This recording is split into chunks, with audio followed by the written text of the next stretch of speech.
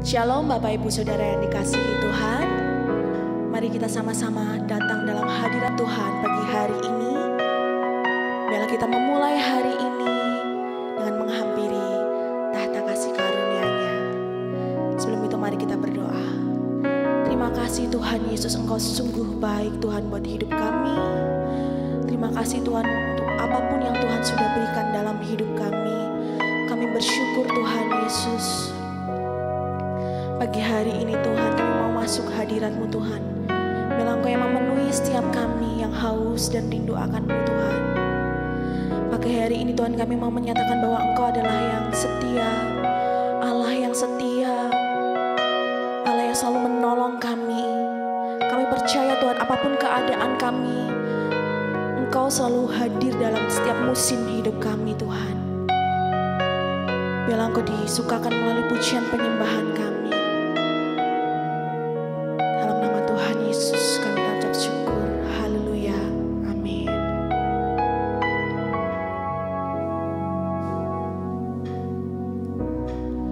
Kau yang selalu mengasihiku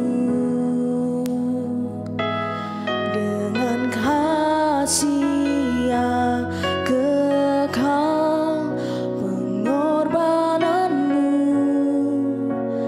membuatku merasa berharga di mata-Mu. Kau yang selalu menyayangiku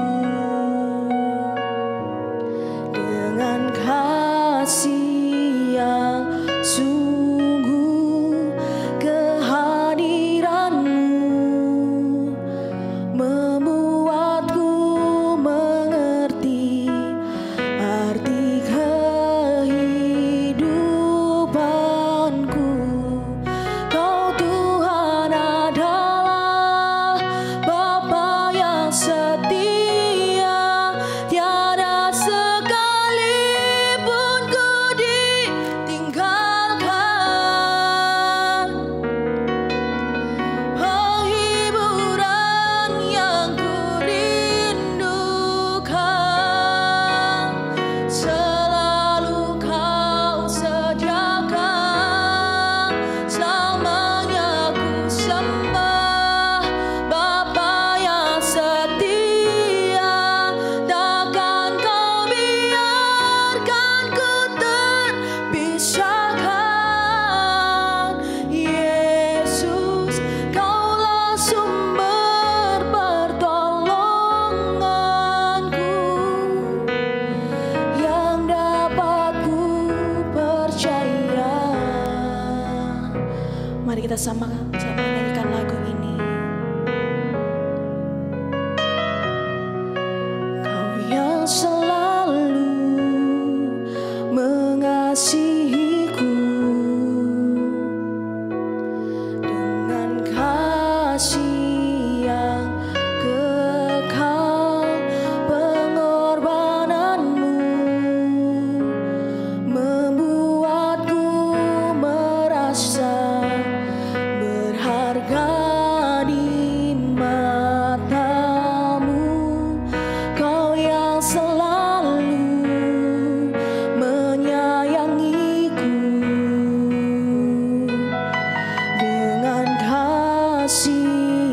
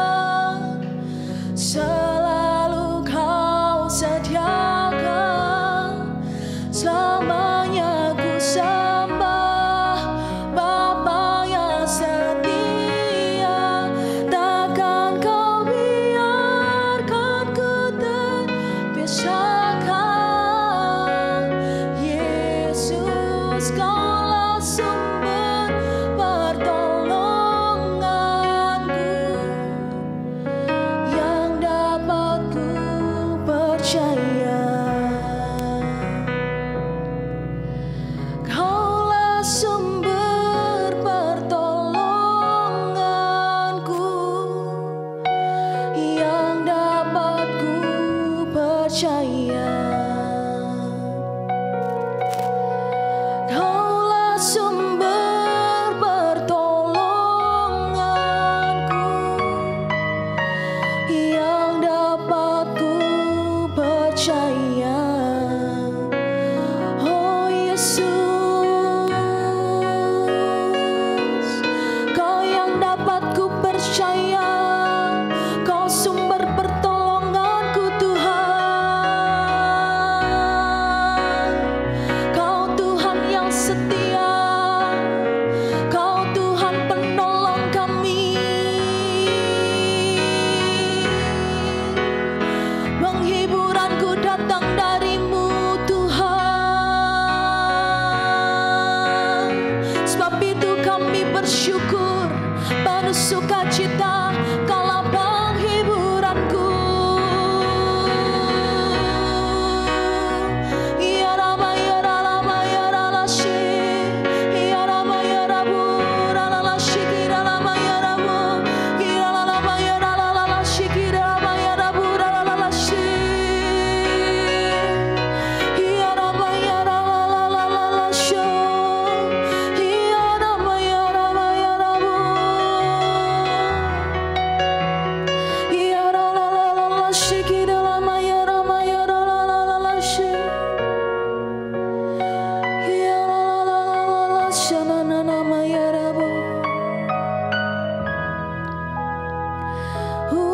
Yesus, ku bersyukur, kasih-Mu selalu ada Tuhan. Ya Allah, syikira nama ya Rabu. Terima kasih Tuhan. Hati kami penuh ucapan syukur Tuhan, karena kami tahu Tuhan, Kami punya Allah yang setia dalam hidup kami. Kami punya Allah yang begitu mengasihi kami Tuhan. Kami bersyukur Tuhan Yesus.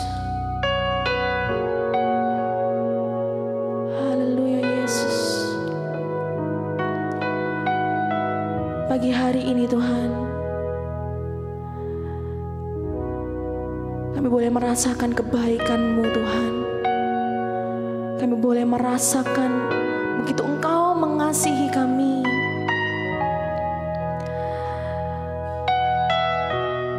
Haleluya Yesus, haleluya Yesus. Kira papa papa parola shikara mayarama, kira la bayara shikara mayarama.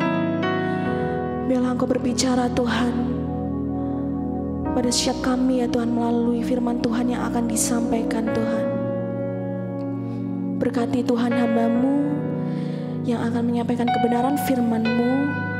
Biarlah Engkau yang sendiri yang berbicara melalui hamba-Mu ini. Dan kami Tuhan, sebagai hamba-Mu, anak-anak-Mu Tuhan, boleh melakukan setiap kebenaran firman-Mu itu dalam kehidupan kami. Terima kasih Tuhan untuk pagi hari ini. Kami bersyukur. Kami serahkan doa ini hanya di dalam nama-Mu saja, Tuhan Yesus Kristus. Haleluya. Amin. Shalom Bapak Ibu Saudara yang terkasih, di dalam nama Tuhan Yesus Kristus. Berjumpa lagi di dalam doa pagi hari ini. Subtema gereja di hari ini, pagi hari ini adalah hadirat Tuhan membuat kita menyalipkan kedagingan kita. Sekali lagi, hadirat Tuhan membuat kita menyalipkan kedagingan kita. Bapak Ibu Saudara, bagaimana kehidupan kita? Sudahkah hidup kita dipimpin oleh Roh Kudus?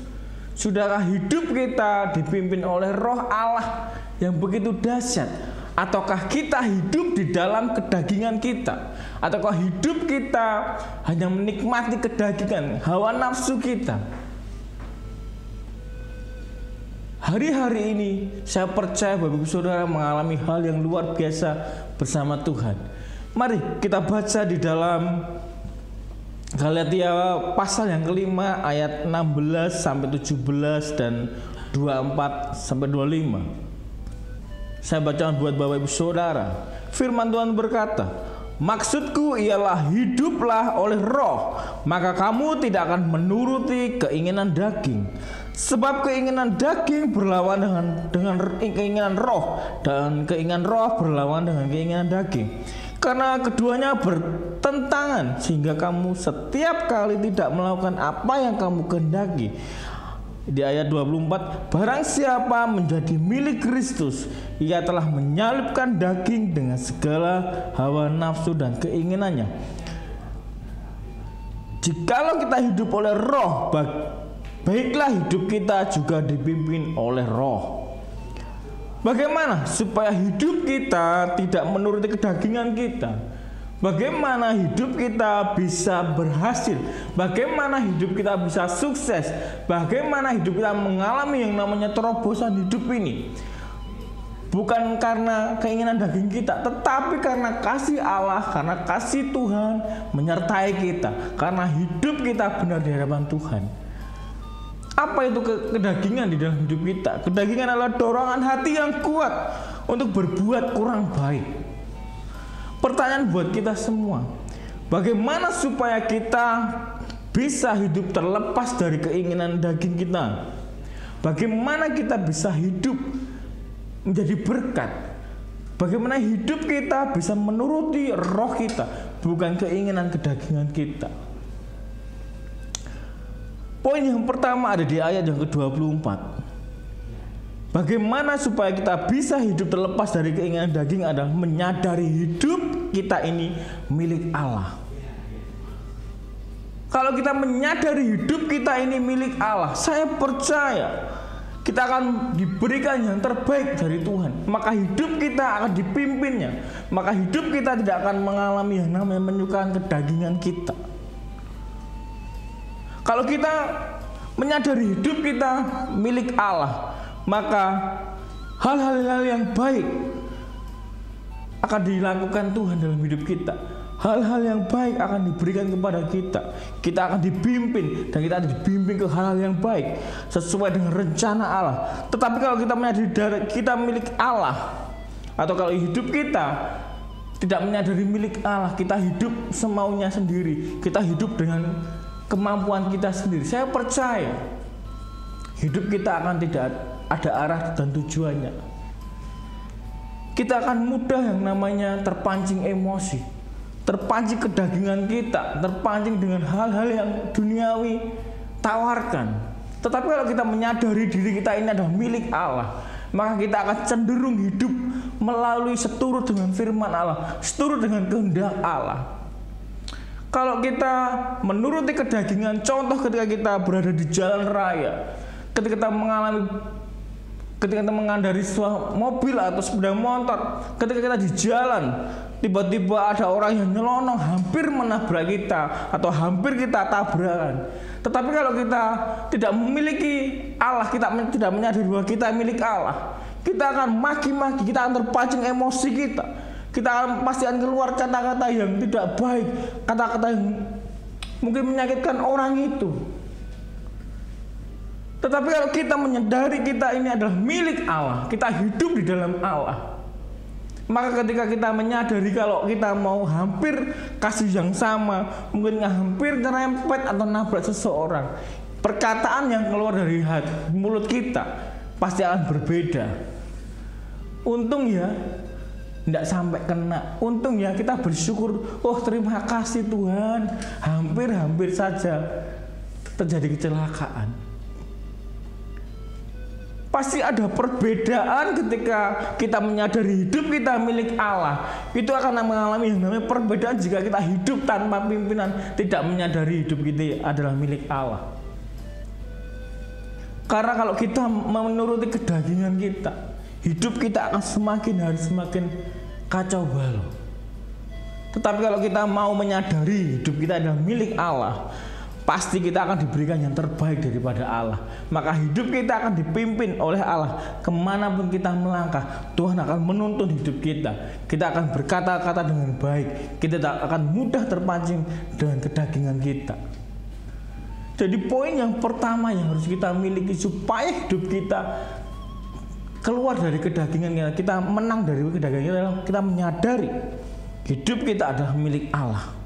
Menyadari diri kita adalah milik Allah sepenuhnya. Poin pertama ya adalah itu. Poin yang kedua, bagaimana supaya hidup kita tidak menuruti kedagingan kita? Bagaimana hidup kita berjalan bersama Tuhan? Yaitu dengan di ayat 25 dikatakan tadi, jikalau kita hidup oleh Roh, baiklah hidup kita juga dipimpin oleh Roh. Jadi poin yang kedua untuk kita tidak menuruti kedagingan adalah hidup oleh Roh, hidup dipimpin oleh Roh Kudus dalam kehidupan kita. Kenapa kita harus hidup di dalam Roh? Sebab jika kita hidup dengan keinginan kedagingan kita, hidup kita akan semakin terperosok ke dalam hal-hal yang tidak baik, hal-hal yang dunia tawarkan. Tetapi ketika ada Roh Kudus, ketika kita hidup di dalam Roh, maka ketika kita melangkah pasti akan mengalami yang namanya hal-hal yang baik daripada Tuhan. Ketika kita hidup di kedagingan kita, saya percaya ketika kita mengambil keputusan-keputusan akan menimbulkan masalah yang lebih besar lagi, karena kita mengambil keputusan kedagingan kita bukan dengan Roh Kudus dan bukan yang daripada Tuhan sendiri. Tetapi kalau engkau merasa hidupmu ada Roh Kudus, saya percaya ketika engkau melangkah, ketika engkau mengambil keputusan demi keputusan, Roh Tuhan akan menolong hidup kita mengambil keputusan yang terbaik. Tetapi kalau kita menginginkan kedagingan kita dengan mengambil keputusan-keputusan yang kita ambil, pasti akan mengalami namanya salah langkah di dalam kehidupan kita. Mungkin akan menimbulkan hal-hal yang lain di dalam setiap kehidupan kita. Nah, ketika kita menyadari ada Roh Kudus, ketika ada Roh di dalam hidup kita, ketika hidup kita dipimpin dengan Roh Tuhan, saya percaya Tuhan akan menjauhkan hal yang tidak baik dalam kehidupan kita. Kenapa Tuhan memberikan Roh Kudus dalam hidup kita? Karena Tuhan tahu kita manusia itu makhluk yang lemah, tidak bisa berjalan dengan sendirinya. Maka Tuhan berikan Roh Kudus. Tuhan berikan Roh Kudus dalam hidup kita untuk memimpin kita, untuk menjalani hari-hari ini, supaya setiap kita berjalan, ketika setiap kita menghadapi masalah, ada Roh yang menolong kita. Ketika kita hidup di dalam kedagingan, ketika engkau mengambil keputusan, apalagi ketika kita emosi, ketika kita marah, setiap keputusan demi keputusan itu akan menimbulkan hal yang tidak baik, dan kita akan menimbulkan penyesalan di belakang. Semalam saya ngobrol sama istri, dia bercerita tentang pekerjaannya dan setiap kehidupan pekerjaannya. Ada temannya yang emosi, juga ada yang berbeda pendapat. Nah, ketika akhirnya mereka dengan keinginan dagingnya, amarah itu keluar diluarkan, dan akhirnya dia cerita, di ending ceritanya dia mengalami penyesalan. Akhirnya dia minta maaf. Nah, beda dengan kita yang hidup ada Roh di dalam hidup kita. Ketika kita memiliki perbedaan pendapat dengan orang lain, kita akan memiliki pertimbangan untuk menuruti kedagingan kita. Pasti Roh Kudus akan berbicara, oh kamu jangan seperti ini tidak baik buat orang lain. Perkataanmu jangan seperti ini akan menyakiti orang lain. Wow, sungguh luar biasa. Kita adalah manusia yang lemah, makanya Tuhan kirim penolong, penghibur, yaitu Roh Kudus dalam hidup kita. Kalau kita melangkah dengan Roh Kudus, saya percaya hal-hal yang tidak baik dapat kita hindari. Dan ketika kita berjalan dengan Roh Kudus, maka keinginan-keinginan daging kita bisa mengalahkan kedagingan kita. Keinginan daging itu kuat, tetapi ketika roh kita kuat di dalam Tuhan Yesus, maka roh kita akan menang melawan kedagingan itu. Jadi Bapak Ibu Saudara, jangan pernah takut. Mari, ayo, saya mau mengajak buat Bapak Saudara, kita bangun, kita menyadari bahwa hidup kita ini adalah milik Allah, dan kita ada Roh Kudus yang memimpin hidup kita, memimpin jalan kita, sehingga hadirat Tuhan itu bisa menyalibkan kedagingan kita, sehingga kita bisa mengalahkan kedagingan kita, sehingga kita bisa berjalan dan hidup di dalam roh dan pimpinan daripada Tuhan. Bapak Ibu Saudara, hanya 2 poin ini saja yang pagi hari ini saya sampaikan. Yang pertama, menyadari kita milik Allah. Yang kedua adalah ada Roh Kudus dalam hidup kita. Kita hidup di dalam Roh. Jadi ketika kita menghadapi masalah demi masalah, kita akan dipimpin dan kita akan diberikan solusi demi solusi di dalam kehidupan kita. Kiranya firman Tuhan pagi hari ini menjadi rema, menjadi berkat buat Bapak Ibu Saudara yang melihat dan menyaksikan tayangan doa pagi hari ini. Tuhan Yesus memberkati.